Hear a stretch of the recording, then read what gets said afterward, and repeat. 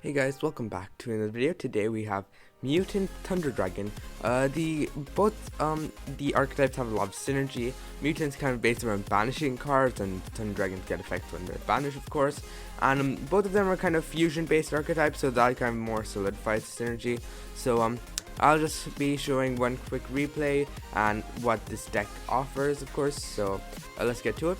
We start off with the emergency teleport. We get the summon for Mutant MO5.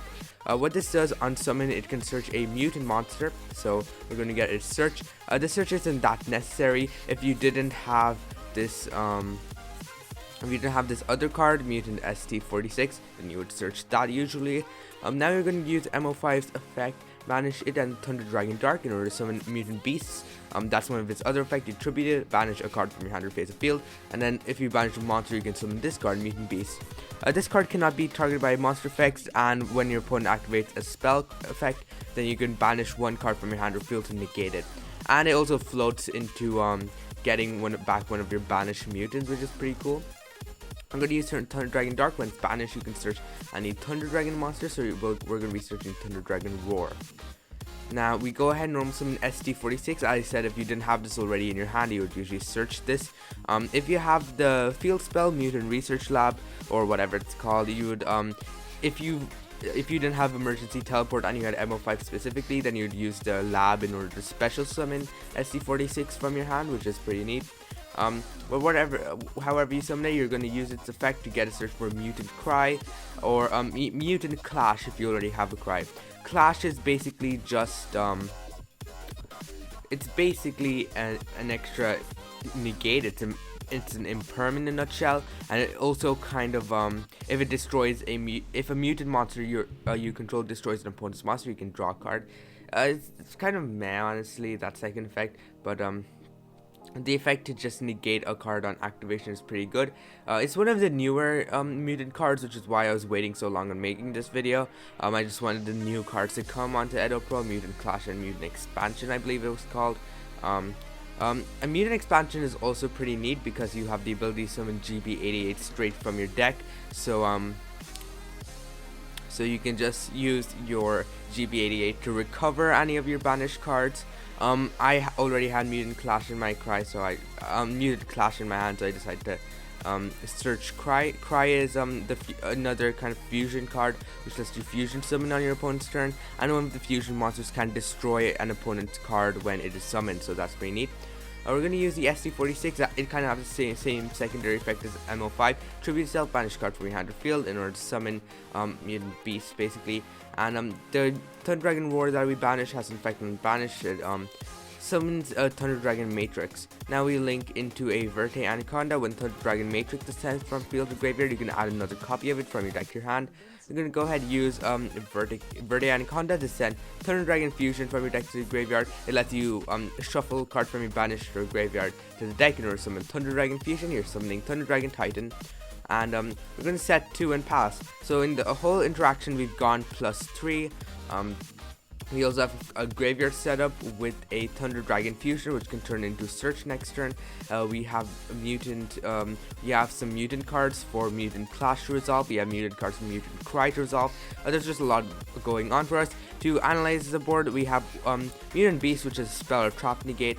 We have Thunder Dragon Titan, which is a quick effect pop because you can activate the effect of Thunder Dragon Matrix from your hand during your opponent's turn, and when you activate the effect of a Thunder Dragon monster in your hand, you can just destroy a card on the field.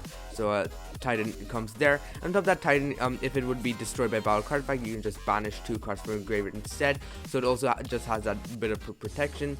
We have Mutant Clash. Mutant Clash is just another negate, monster negate, and we finally have Mutant Cry, which can fusion summon Mutant Synthesis during your opponent's turn, which can destroy a card on summon, and it can also potentially become unaffected by any type of card you want. So that's pretty powerful. So in total, you have 4 disruptions with a bit of setup for next turn, which is just super neat. So we'll see how this Dark Lord player goes. He top decks a banishment of the Dark Lords. I decided to let that resolve. He searches Dark Lord Superbia. I go ahead, he activates trade in. Why would I not negate a card that says draw 2? So I just decided to negate it with my Mutant Beast. He normal summons Dark Lord of Pleasure.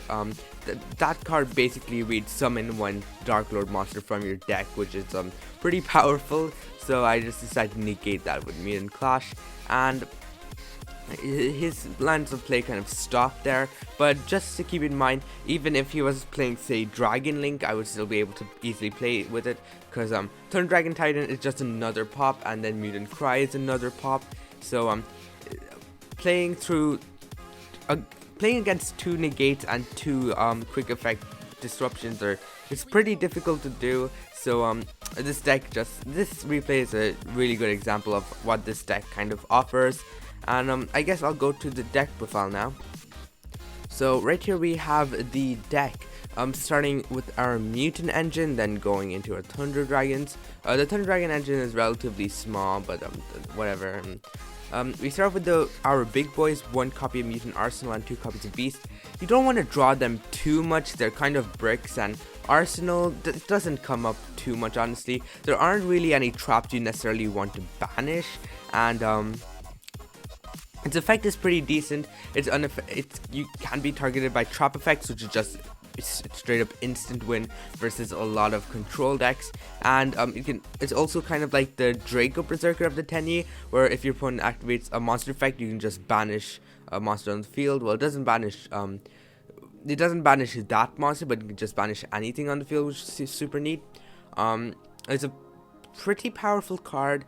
The main problem is we don't run that many traps in this deck, so I'm just gonna have to keep it at 1 copy. 2 copies of Mutant Beast. You definitely do need the 2 copies. It comes up so much since you want to mainly banish your monsters, i.e. your Thunder Dragons, which is pretty important in this deck. And Mutant Beast, it can't be targeted by spell effects, so you can't like Forbidden Chalice it or something, which is super good. And it's a spell negate, which well, it's not spell negate. I mean, it can be targeted by monster effects. My bad. And it's a spell negate, which is really good. Spell negates are pretty prevalent in this format. You do want those spell negates. Say you want there are lots of cards you want to negate in this current format. Stuff like Lost World and Fossil Dig. For Dragon Links, you have cards like, say, Divine Lance, Dragoonity, Divine Lance, or whatever it's called. It just has a lot of utility, and it's definitely the best mutant monster. But it's just super powerful. We have our small people, 1 copy of GB88, 3 copies of ST46, and 3 copies of MO5. I will go over them one by one. GB88, it's kind of the worst one. It only comes up during your opponent's turn, where you can tribute it, then banish card from your hand or field. Then you can only specifically summon a mutant monster that's banished or in your graveyard, so you can't summon them from your hand or deck, unlike ST46 and MO5. But it is still pretty powerful, just as another form of recursion, which is super nice. And on top of that, all of your mutant cards, I don't think they're hard ones per turn. I think they're only soft ones per turn. Oh no, they're hard ones per turn. So in case you have like a mutant arsenal in your banished zone, GB88 might come up. It doesn't come up too much. It's only used as a recursive material type thing. So just 1 copy of it. 3 copies of your ST46. This is probably the best mutant starter. This deck isn't like the most consistent deck out of all of them. It only has 7 starters. I wish that had more. But SC46 is still a pretty solid card. On summon, you can search any mutant spell or trap, which is the main power plays of the deck. So you can search cards like Mutant Cry, which can translate into a pop on your opponent's turn. You can search Mutant Clash, which is a negate on your opponent's turn. You can search Mutant Expansion, which can summon a GB88 on your opponent's turn, which can recover, say, a Mutant Beast or an Arsenal. There's just lots of good mutant cards to search with your SC46. You can even search Mutant Blast, which is a really good Dragoon out. There's just lots going for this card, and it has the effect that you can tribute itself, banish a card from your hand or face field, and summon a big mutant from your deck, or a hand or deck. 3 copies of MO5, it's basically the same as SC46, except it searches a monster instead of a spell trap, which is kind of worse. You only really use it in terms of follow-up, or you might want to search Mutant Arsenal in case you're going to be bringing it back with GB88, or you might even just search the ST46 in case you want to bring it back with Mutant Evolution Lab. it has some utility, but its effective search kind of does depend on having other cards that can make use of those searches, which is the main reason why it's kind of the worst one. So you still have to run 3 copies of it. It's one of your main searches, but it's just not as good. The only real main way where it's actually good by itself is if you draw emergency teleport specifically, and that's really inconsistent. It's only one of. 2 copies of Mutant Fusion. This is kind of like Shadal Fusion, where it's basically a normal polymerization where you can fusion summon from your hand, or you can use fusion materials from your hand or field. But Mutant Fusion can use cards from your deck or graveyard as material too, if your opponent has like activated a hand trap. So this is really good against hand traps specifically, although it's a lot better against disruption like Dragoon, honestly. So I would use it as a 2-off. It's a lot easier to draw going second, but not as good going first, so it's really a 2-off. 1 copy of Emergency Teleport, definitely the best one. All of your starters are psychics, so you do want to see them as often as possible. And this is where MO5 also shines, where you summon it, you get a search, and then if you search SD46, you can just normal summon it afterwards, which is incredible. 1 copy of Mutant Blast. Mutant Blast, it has a few different effects. One of its effects are that it's basically Zodiac Whiptail, where if it attacks, then it's not even after damage calculation, it's before the damage step. So as soon as you declare an attack, your opponent's monster is just banished, which is really awesome. And once per turn, you can just tag out. You can only like equip it to like a level 8 or higher monster, and once per turn you can like tag it out into another level 8 or higher monster, which does come up. That's another reason why we do run the 1 copy of Mutant Arsenal, and it's pretty decent, you know, being able to just summon tag out one of your beasts into an arsenal, since its spell trap negate is a hard once per turn. So you summon Arsenal, and just like that you have 2 disruptions for free. On top of that, you also could have just outed any big beater your opponent might have, which is really cool. 3 copies of Mutant Evolution Lab. This card on activation could summon a mutant monster that's banished or in your hand. So if you have MO5 in your hand, you banish, say, it and the SC46 in order to summon a beast, then you can just use Evolution Lab to recover that card that you banished, which is really neat. On top of that, it has some other effects where you can mulligan once per turn by placing 1 mutant monster from your hand to the bottom of the deck, then drawing a card, and then all mutant monsters gain 100 attack for each banished mutant card. It doesn't come up too much. The only real relevant effect of it is its first effect, where you can just summon a mutant monster, which helps in terms of extension and triggering cards with MO5, which is really important. 3 copies of Mutant Cry. This is going to be another really neat fusion spell. It just lets you summon your fusion monsters on your opponent's turn, and a lot of them do have really neat effects in terms of their I mean, the main one is going to be Mutant Synthesis, which is basically a free card. I need two mutant monsters with different attributes, and what Mutant Cry can do, just summons it, and on summon this card can destroy a card, and as I said, it is basically, it can turn itself unaffected to a certain type of card once per turn, and it floats into another mutant banished card, which is just a really neat Mutant Cry. Definitely 3 of you cannot run less. You want to see this as often as possible. And the new cards, 2 copies of Clash and 2 copies of Expansion. This is still in testing. I really want to just run 1 copy of Mutant Expansion. It's not that great in terms of testing. And Mutant Clash is just an excellent card, being able to banish mutant monsters from your graveyard and negating effects. And you do want your cards to be banished in the first place, which is really good. And its secondary effect does kind of clash with Mutant Blast, but doesn't come up too much. Destroying a monster then drawing 1 card, as I said, doesn't come up, but it is just such an incredible card, being able, it's basically impermanence in a nutshell. And Mutant Expansion, its main utility is being able to protect your bigger monsters, and also being able to just summon any of your level 4 lower starters. It's a trap card, which is kind of the main problem for a card that can summon a starter, which is pretty unfortunate. I really want to just run 1 copy, but you can just switch this to whatever ratio you like. Finally, after a long time, we're going out to our Thunder Dragon engine. 3 copies of Roar. This can recover some of your Thunder Dragon cards, and you can also summon Thunder Dragon cards from your deck, which you're usually going to be using its second effect.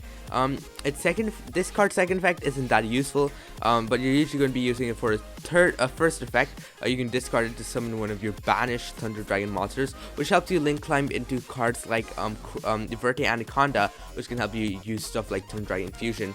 Triple copies of Thunder Dragon Dark. You definitely want this. Dark is just such a strong card. Being able to search any of your Thunder Dragons, such as your Hawk, in case you want to go into further extension, Roar if you haven't triggered that yet, or Thunder Dragon Matrix if you just want the extra pop on your opponent's turn. It just has so much utility. 2 copies of Thunder Dragon Matrix. Matrix is going to be... you usually use this as pop fodder for Titan. It makes your Titan even beefier if it isn't beefy already, and it also just searches another copy of itself. So as long as you're able to reliably just cycle copies of it, then you are pretty good to go. 1 copy of Thunder Dragon Fusion. You're usually going to be sending this off Verte Anaconda, or you might even search it off Thunder Dragon Dark if that's something. But Fusion just helps you recycle your Thunder Dragons and summons one of the better boss monsters of this deck, Thunder Dragon Titan. And finally, for our more generic cards, triple copies of Dimension Shifter. This hand drop is just perfect for the deck. This card wants all of its cards banished, which is a plus point, and Dimension Shifter, just an incredible card. It does kind of clash with your Verte Anaconda and your Mutant Clash, which is kind of a problem, but it's just so good and validates so many decks. It's honestly worth it, even if you can't use those 2 cards. It invalidates like in the entire meta. There practically not there aren't a lot of decks that can really play through this.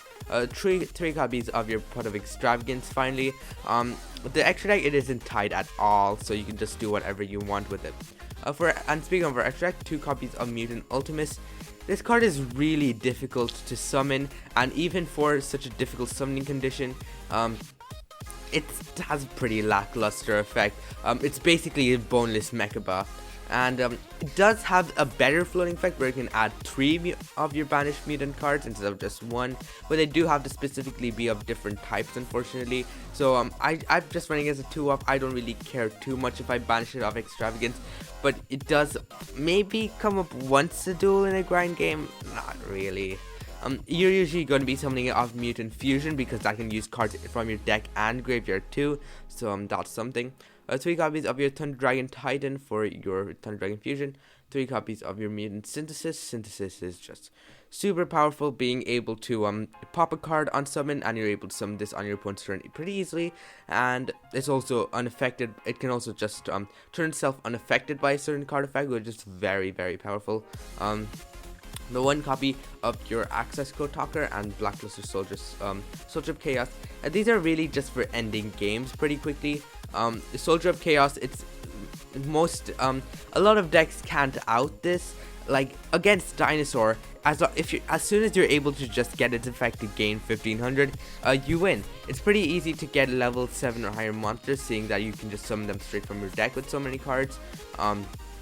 If against Dinosaur, if you make it gain 1500 attack, then your opponent can't really out it. Against decks like Altergeist, Guru, unless your opponent like plays Dragoon specifically, it's really difficult to play against Guru, and even then, like, you can just usually attack over it if you're getting its 1500 gain attack.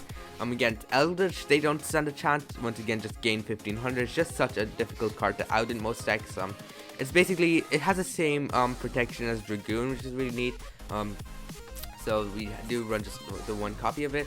2 copies of Cross Sheep. As I said, it's a fusion deck, so you can sometimes trigger Cross Sheep, and it'll only really come in the grind game if you're able to just gather that much material. It doesn't come up too much. You'll only really use it with Mutant Fusion.